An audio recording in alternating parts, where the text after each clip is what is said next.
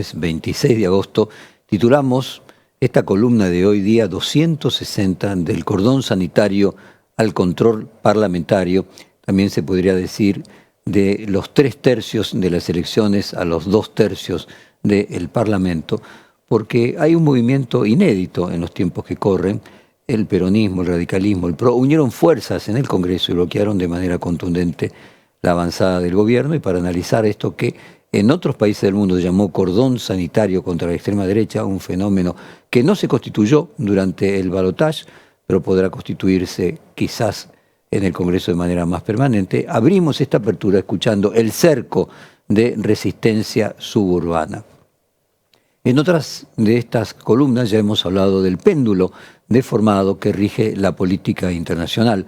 Un péndulo porque cada vez hay las alternativas de poder más radicalizadas ocupando las casas de gobierno de los diferentes países. Es deformado ese péndulo porque el polo de la derecha es mucho más extremo que el de la izquierda.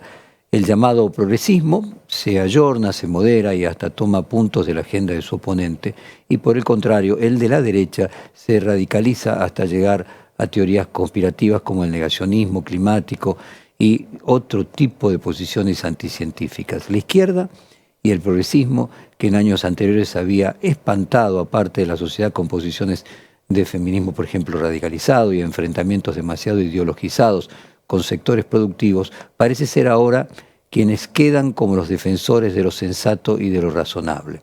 Las fuerzas políticas de centro y de centro derecha en todo el mundo se rompen y se dividen entre quienes apoyan los proyectos ayornados, de lo que podríamos llamar un progresismo ayornado o de centro, y los dirigentes que se van con la extrema derecha. Sin embargo, hay referentes que se quedan dentro de estos espacios, pero luego en las elecciones obtienen resultados modestos y sus diputados, junto con los de los partidos locales o provinciales, se debaten entre apoyar las iniciativas de la extrema derecha o las de este llamado progresismo ayornado. Estos movimientos se sucedieron en Alemania, en España, en Francia, en Chile, en Brasil. En Alemania gobierna el histórico Partido Socialdemócrata, un partido fundado nada más y nada menos que por el compañero de Marx, Friedrich Engels, y que fue moderando con las décadas sus visiones y funcionó como un cordón sanitario contra Alternativa por Alemania. Quienes nos están viendo por televisión, además de escucharnos, acaban de ver dos tapas de Der Spiegel, una, la actual, de la bandera alemana con el logo nazi para esta alternativa de extrema derecha, y otra, la de una tendencia que va en el mundo, que viene de Trump primero, luego viene Le Pen y luego el actual líder de la extrema derecha alemana.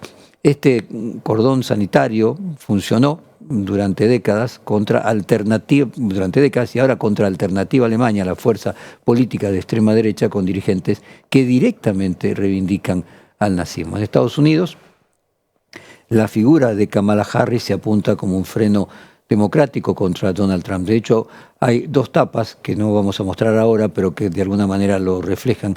La tapa de la revista Time, que coloca a la Estatua de la Libertad con la cara de Kamala Harris, y la tapa de Der Spiegel, que coloca a Donald Trump con una especie de gran cuchillo y la cabeza de la Estatua de la Libertad en sus manos. Decíamos, en Estados Unidos la figura de Kamala Harris se apunta como otro freno democrático a Donald Trump, al que se lo denuncia como el puntal del proyecto autoritario a nivel global.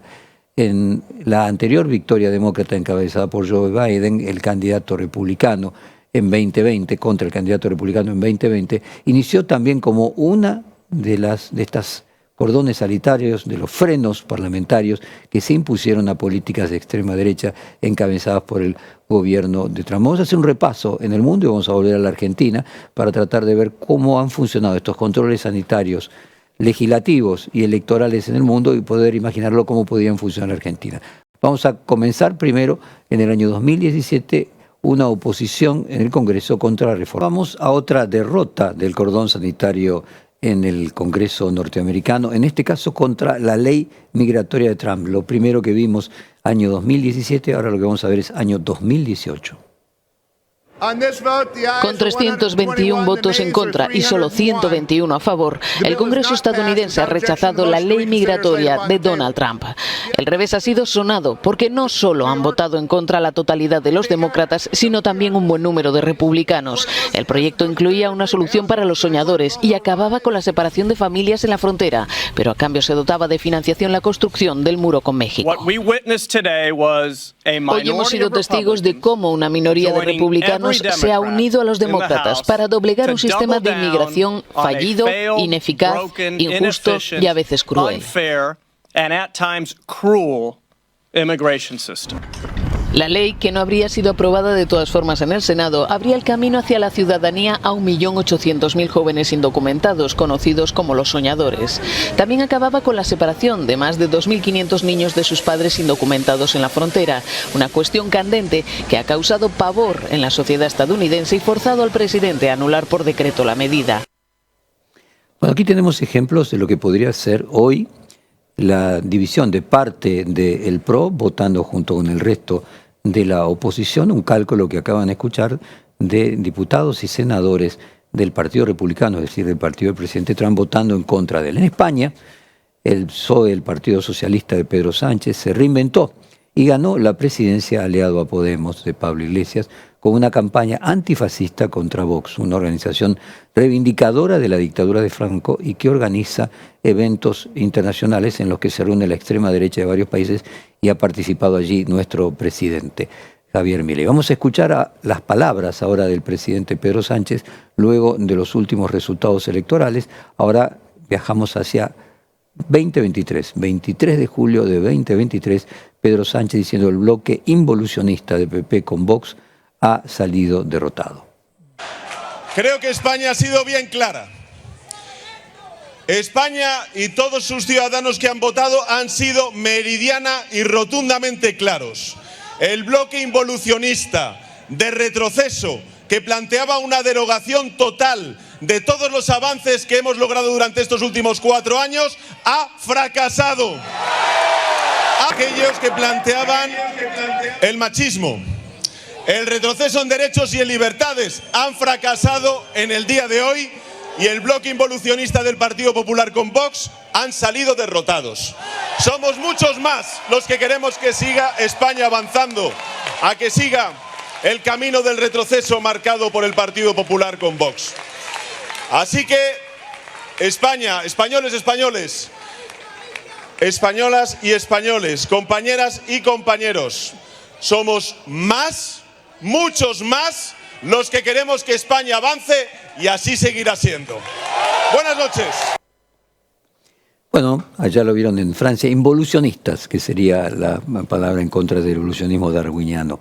En Francia, la irrupción de Francia insumisa de Jean-Luc Mélenchon terminó de armar un escenario de cordón sanitario contra el Frente Nacional de Marine Le Pen, aliándose primero al conjunto de la izquierda francesa y formando el nuevo Frente Popular, y luego Mélenchon y el resto de la izquierda hicieron un acuerdo táctico con el partido del presidente Macron de centro-derecha para no competir con los candidatos locales entre sí y de esta manera no dividir el voto anti-Le Pen. Nuevamente, de los 3 tercios a los 2 tercios. Vamos a escuchar ahora el discurso de Mélenchon luego del resultado electoral. Ahora viajamos un año más hacia adelante, estamos en 2024, 7 de julio de 2024, Mélenchon diciendo las personas se sintieron amenazadas, pero ahora pueden estar tranquilas.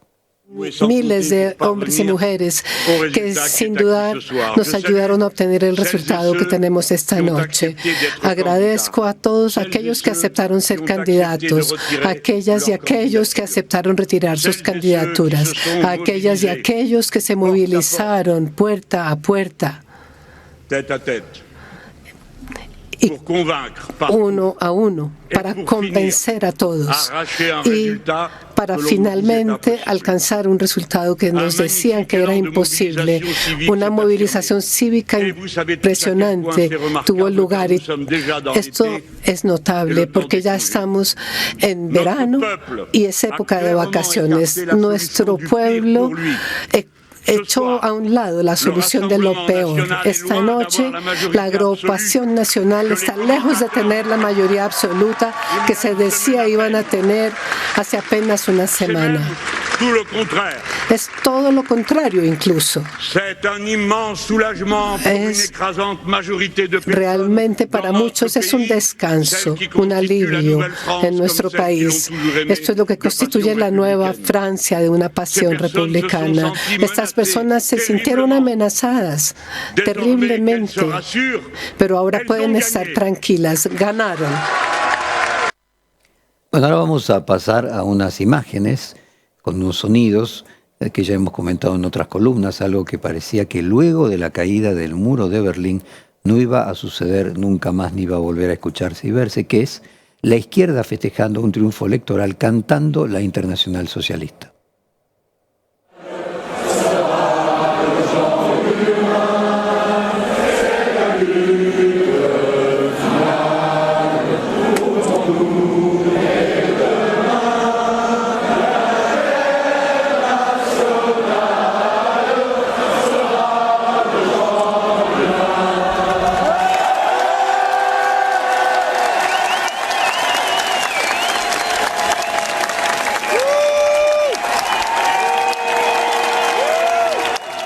Viajando ahora hacia Latinoamérica, Lula da Silva logró derrotar a Bolsonaro con un frente amplio que reunió desde sectores de la extrema izquierda, como el Partido Comunista de Brasil, y sectores del trotskismo ligado al Partido Socialista de Liberación de Brasil, y partidos de la centroderecha como el PSDB de Gerardo Alckmin.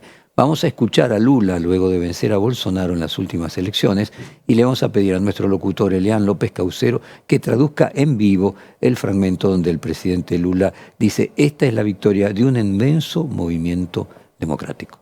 Esta no es una victoria mía ni del PT. Esta no es una victoria mía o del PT, tampoco es de los partidos que me apoyaron en la campaña. Es la victoria de un inmenso movimiento democrático que se formó por encima de los partidos políticos, de los intereses personales, de las ideologías, para que la democracia saliera ganadora. Este 30 de octubre histórico, la mayoría del pueblo brasileño dejó muy en claro que quiere más y no menos democracia. Quiere más y no menos inclusión social y oportunidad para todos. Desea más y no menos respeto y entendimiento entre los brasileños.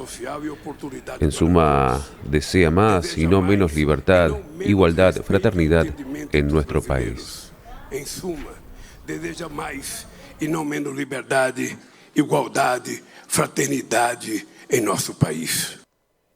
En Argentina, las votaciones contra el DNU, el cambio de fórmula jubilatoria y la movilización contra la quita de presupuesto a las universidades nacionales parece estar mostrando indicios de una especie de frente de acción o coordinación parlamentaria para controlar los excesos del gobierno de Javier Milei. Vale preguntarse, ¿las fuerzas democráticas y del progresismo y de centro derecha podrán construir una alternativa electoral con consistencia interna y competitividad electoral para derrotar a Milei en las próximas elecciones? Es decir, ¿este control parlamentario se terminará convirtiendo en un control sanitario como en el resto de los casos citados que acabamos de ver, tanto en Estados Unidos como en Alemania, como en España, como en Francia o como en Brasil? Hay un punto ciego en todo esto y que probablemente sea lo que termine de configurar la respuesta a las anteriores preguntas, y es qué conclusiones saca la sociedad de cada una de las medidas de Javier Milei y de sus consecuencias. La pérdida de imagen positiva del presidente parece ir en una velocidad mucho menor al grado de radicalización de las medidas tomadas por el gobierno. En 8 meses de gestión, La Libertad Avanza devaluó inicialmente la moneda argentina 118%, hay cientos de leyes modificadas por un DNU que aún continúa vigente, y aprobó en la ley base 200 artículos que cambian en gran medida parte de la vida económica y social del país. Además, desmanteló gran parte del sistema asistencial que regía con planes sociales y movimientos de desocupados. Y como si esto fuera poco, además cerró ministerios, dependencias estatales, despidió a miles de empleados del Estado y está haciendo un ajuste fiscal de alrededor del 6% del Producto Bruto, algo inédito en las últimas décadas. Y luego de todo esto, La caída de la imagen positiva, según una encuesta de la consultora de imagen y gestión política, deja a Milei con 44% de apoyo, un número aún importante. Sin embargo, en la misma encuesta dice que un 23% de las personas continúan del lado del presidente y lo hacen siempre y cuando la situación mejore en menos de un año, y 21% estaría dispuesto a continuar más allá de ese periodo. Si esta encuesta fuera correcta, en un año, es decir, en diciembre, de cuando se cumple un año de gobierno de Javier Milei, Milei podría tener más de 2/3 de la sociedad en contra. Hace muy poquito el sociólogo Pablo Alabarces sacó una conducción similar en este programa, donde dijo: se puede construir un proyecto de 80% para terminar con el gobierno de Milei. Es interesante entonces resaltar el tema de los 2/3 y de aquellos 3/3 convertidos en 2/3. En las votaciones en las que la oposición logró poner límite parlamentario al gobierno, se logró llegar a los 2/3 de los diputados y luego los legisladores en el Senado presentes. ¿Se estará armando en la sociedad una suerte de 2/3 social de oposición que se concretará en 2/3 parlamentarios y luego 2/3 electorales?